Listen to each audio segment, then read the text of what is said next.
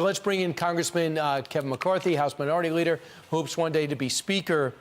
If those are the stats, and we're to believe this poll, what can President Trump and the other Republicans learn from this?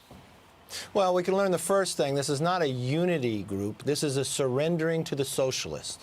If Joe Biden has been in Washington for more than 40 years and hasn't been able to do any of that, from criminal justice reform and others, why do we think we're going to have something different? President Trump did do criminal justice reform. He did open up opportunity zones. He has taken executive order when it comes to police reform. So this president is taking action. Joe Biden has a long history of doing nothing, but now he shows that he'll even surrender to the socialist wing of the party. Because remember, Bernie Sanders is not a Democrat. He was registered as a socialist, ran as a socialist, and that's what the new wing of the party is craving. Look at the new congressional members. Omar, she wants to dismantle America instead of duplicating America around the world. Think of her personal life, born in a foreign land, in a refugee camp. America opens their arms to her family and herself. In a first generation, she becomes a U.S. Congresswoman, and she's unhappy about that. She's unhappy about this country. When this country, actually, the freedom and the ideas that we are more than a country should be duplicated. And it inspires people in Hong Kong, shipyard workers in Poland. A Berlin Wall collapses where two Germanys become one. That is the power of the America. That is not something to dismantle, it's something to duplicate. Now you even have Joe Biden saying some of the funding should absolutely be redirected from police. And then even further than that, you have the leader of the Black Lives Matter movement in Philadelphia saying this. One of the things that we're demanding is the funding over 5 years to the complete abolition. So we don't want to see any police in our community over the course of those 5 years. And the 5 years gives time for the community to begin to build what is needed instead of police, and at the same time build restorative justice practices, build out our mental health response teams and things like that, and build medic responses and responses that really actually deal with the issues that are in place, then we will have less crime anyway. Congressman, what is your reaction? Well, I want her to give that answer to the parents of the young children who were shot and killed through the weekend. The idea that less police is going to bring us safety, no, we've watched the difference of that happening. That is why it is wrong. And that is why Joe Biden is buying in and surrendering to the socialists. That is not what we need. We need greater training of the police department, more accountability, the exact same that Tim Scott put into his bill, but the Democrats would not even allow to come up and be debated. That's the difference. That's why we have one of the most important decisions we're going to make in this November. It's not just the direction of the next 4 years. It's whether this country surrenders or this country builds on a more perfect union. So, speaking of debate, leader, I'm sure you saw that Tom Friedman on the pages of the New York Times has suggested that Joe Biden not leave his basement to debate Donald Trump unless he agrees to two things. One, to release his tax returns for 2016, 17, and 18, which I think the Supreme Court is going to decide whether or not Congress gets it later on today. And the other thing is he should not agree to debate unless there is a live fact check during the presidential debate. About 10 minutes before the end, somebody's going to say, okay, Donald Trump, you said this wrong, and Joe Biden, you said that wrong. Do you think something like that is a good idea, and could it possibly be fair? It is only Democrats that are so fearful of their nominee that they literally write, do not debate, do not come out of the basement, do not talk, because you can't hold a rally because no one's going to show up. You have no ideas. And what you stood for the last 40 years, you have to change.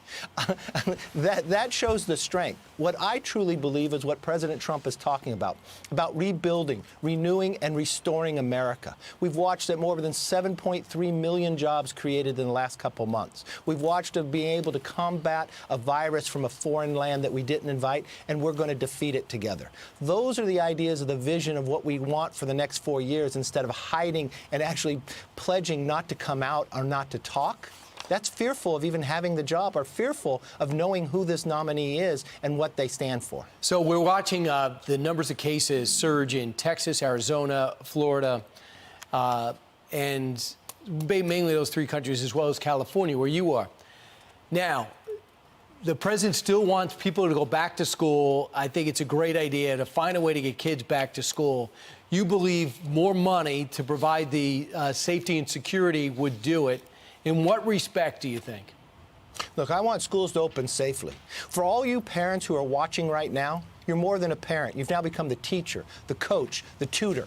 I do not want to leave a generation behind. I know Democrats are afraid to come to work, to even come to Congress, so they have this shadow voting. What I want to do is actually pass a bill that provides and focuses on child care and the schools to open safely. We want to prioritize them with funding and safety to be able to do it. We want to protect them from frivolous lawsuits. We want to give parents flexibility to use their savings accounts to actually tax-free be able to pay for child care, to be able to open that back up. And I want to focus on opening new child care, because you know what? Most child cares are owned by women, minorities, and others. They're becoming the homes and others being an opportunity to put America back on a stage that they can work, renew, rebuild, and restore this country. And it's fundamental that we cannot leave these children uneducated and leave them behind.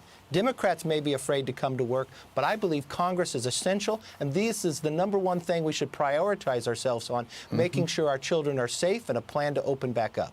So who gets to decide when we open back up, when we open our schools? Because I know the president and leaders in Washington have come up with these recommendations, but then Governor Cuomo here in New York has said, no one gets to tell me, I'm the governor. Does he decide, or is it local school boards or mayors? Well, instead of fighting with one another, why don't we sit down and get the very best information, get the latest information when it comes to COVID. Let's plan on our ability for the safety so the federal government can provide resources, focusing on education, focusing on child care, working with these governors to how can we do this safely. There may be pockets that you can't, but there are a lot of pockets across this country that can. Sure. And Leader McCarthy, we heard the president a couple of days ago talking about how it appeared there were some who didn't want to open the schools, and he felt like it would damage him. The idea was for these Democrats to damage him politically, because if you cannot reopen the schools, people can't go back to work, and the economy does not take off. You don't wind up with that super V-shaped recovery, as has been suggested. Yesterday, I believe the president, in a tweet, suggested that unless certain governors open up the state for school, he's thinking about withholding funding to those states. Is that a good idea? Well, I think our first priority is the safety of the children and also the education of the children. And we can handle those two things. So those governors that don't want to open, what is their plan to open? What are they doing to prepare to open? What are they doing to prepare the schools or have greater child care so people can get the economy working again, but make sure these children do not have a generation that they're left behind because they are not educated? That should be our priority. But many times I find with these Democrat governors, it almost seems to be political, what they're making decisions upon. Let's decide this on safety, on science, and the education of our own children. Yeah, wouldn't that be a novel concept? Thanks so much, Congressman McCarthy. Appreciate it.